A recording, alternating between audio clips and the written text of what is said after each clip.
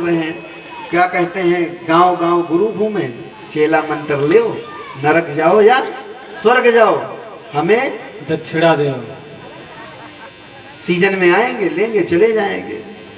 जो आपका कल्याण कर सके, जिसके अंदर तप की पूंजी हो। अब देखिए आप, परम पूज्य गुरुदेव का जीवन क्या है। छोटे से गांव में आवलखेड़ा में जन्म हुआ, पैदा हुए, और क्या हुआ, उनके अंदर की समाज कल्याण की, समाज की वेदना फूटी।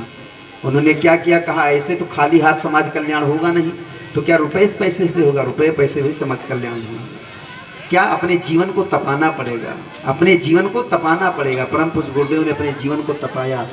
एक दिन नहीं, 2 दिन नहीं, 1 महीना, 2 महीना, 10 महीना नहीं, 1-2 साल नहीं, पूरे 24 वर्ष तक, 24 साल तक गायत्री महामंत्र की दीक्षा मिली उनको। पंडित मदन मोहन मालवीय के द्वारा गायत्री मंत्र की दीक्षा दिलाई उनके पिताजी ने, पंडित रूप किशोर शर्मा जी ने। और गायत्री मंत्र उनको जीवन में मिला, और उन्होंने बताया, पंडित मोहन मालवीय ने गायत्री मंत्र की महिमा बताई। कहा ये धरोहर है बेटा, इससे जो चाहोगे तुम्हें जीवन में मिल जाएगा। सब ये कामधेनु है, गायत्री कामधुक, ये कामधेनु है, ये कल्प वृक्ष है, जो मांगोगे मिल जाएगा, बस इसको सिद्ध कर लेना बेटा। परम पूज्य गुरुदेव ने कांठ बांध ली, और क्या किया, हिमालय की सत्ता जो हमारे दादा गुरु हैं, उन्होंने आकर के अपना आशीर्वाद प्रदान किया और कहा बेटा जो कहा है तुम्हारे गुरु ने, इसका जप करो, तप करो, तुम्हें बहुत काम करना है, युग निर्माण करना है।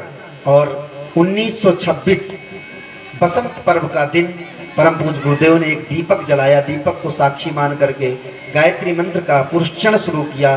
24 लाख के महापुरुषक्षण किए। 24 शास्त्र कहता है कि 12 पुरुषक्षण अगर कोई कर लेता है गायत्री मंत्र का, तो उसे वशिष्ठ और विश्वामित्र की उपाधि मिल जाती है, जो 12 कर लेता है। परम पूज्य गुरुदेव ने 24 किया, इसी कलयुग में किया। 1911 में जन्म हुआ, बहुत ज्यादा दिन की बात नहीं है। 24 वर्षों तक कठोर जप किया, और उसके साथ तप भी किया। क्या किया तप में, गाय को जौ खिलाया जाता था, गाय गौ माता गोबर करती थी, गोबर में जो खड़े दाने जौ के निकलते थे, वंदनीय माता जी उसको धुलती थी, उसको पीसती थी। एक रोटी जौ की, एक रोटी गौ माता जो दूध देती थी, उससे दही बनता था, छाछ बनता था, बिना नमक चीनी का। 1 कटोरी दही, 1 जौ की रोटी, 24 घंटे में एक बार जो घी निकलता था उसी से दीपक जलता था। ये अनवरत करते रहे, कब तक, 24 साल तक। 24 साल तक रोज 24 घंटे में 1 रोटी जौ की, 1 कटोरी अस्वाद दही। और इतना अनुष्ठान जब तब करते हुए स्वतंत्रता संग्राम, भारत माता को स्वतंत्र कराने के लिए जेल भी चले गए, स्वतंत्रता का कार्य भी किया। 3200 पुस्तकें भी लिख दी। केवल जप और तप ही नहीं किया, समाज को नई दिशा देने के लिए, इनके विचार को बदलने के लिए कहा युग निर्माण ऐसे नहीं होगा, जब विचार बदलेंगे, लोगों की सोच बदल जाएगी तब बदलेगा। तो सोच बदलने के लिए क्या करना पड़ेगा, उन्होंने क्या किया, सद्विचारों का प्रचार प्रसार किया। और 3000, 1, 2, 10 नहीं, इतना बड़ा लेखक नहीं मिलेगा आपको, 3200 पुस्तकें लिख डाली परम पूज्य गुरु ने। ऐसा कोई विषय नहीं है संसार का जिस पर परम पूज्य गुरुदेव की लेखनी नहीं चली हो।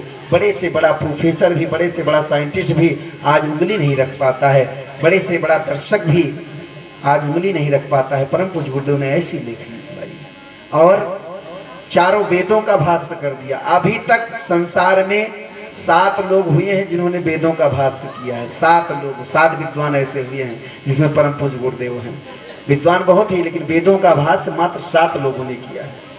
एक परम पूज्य गुरुदेव है, 7वां परम पूज्य गुरुदेव का ही भाष्य है। चारों वेदों का भाष्य कर दिया, 18 पुराण, जितने भी आर्ष ग्रंथ थे सबका भाष्य किया, कहीं कोई कसर नहीं छोड़ा। ऐसा लेखक, ऐसा व्यास। और वर्तमान में देखा कि लोगों की सोच, प्रज्ञा कुंठित होती जा रही है, तो 18 पुराण के बाद 19वां पुराण प्रज्ञा पुराण लिख दिया। कहा लोगों का चिंतन सुधर जाए तो चरित्र सुधर जाएगा। उस चिंतन को बदलने के लिए, बुद्धि को बदलने के लिए, लोगों के बुद्धि में प्रज्ञा को प्रतिष्ठित करने के लिए प्रज्ञा पुराण लिख दिया। और कहा जीवन देवता को निहारिए, इस जीवन को सुंदर बनाइए, ये जीवन हमेशा मिलने वाला नहीं है। ऐसा लेखक नहीं मिलेगा, ऐसा सिद्ध संत नहीं मिलेगा। और परम पूज्य गुरुदेव की जीवन की पीड़ा उन्होंने कहा बेटा, अपने शिष्यों से कहा बेटा, अगर तुमसे कोई संसार में कहे कि तुम्हारे गुरु से बड़ा कोई गुरु है, झगड़ा मत करना, मान लेना। अगर कोई कहे कि तुम्हारे गुरु से बड़ा कोई तपस्वी है तो मान लेना, तुम्हारे गुरु से बड़ा कोई ज्ञानी है मान लेना। लेकिन अगर यह कहे कि तुम्हारे गुरु से ज्यादा प्रेम करने वाला कोई दूसरा गुरु है तो मत मानना। बेटा, हमने जीवन में केवल प्यार बांटा है अपने शिष्यों को केवल प्यार बांटा है। प्यार के बल पर ही इतना बड़ा संस्था, इतना बड़ा मिशन खड़ा किया गायत्री परिवार, इसीलिए इसका नाम रखा गायत्री परिवार रखा। हम परिवार की तरह रहते हैं, हम कहीं से आए हैं, वो कहीं से आए हैं, कोई कहीं से आया है, लेकिन जब मिलते हैं तो एक परिवार की तरह मिलते हैं। हम एक मुट्ठा बांध के रखते हैं, इसलिए हम गायत्री परिवार के हैं। और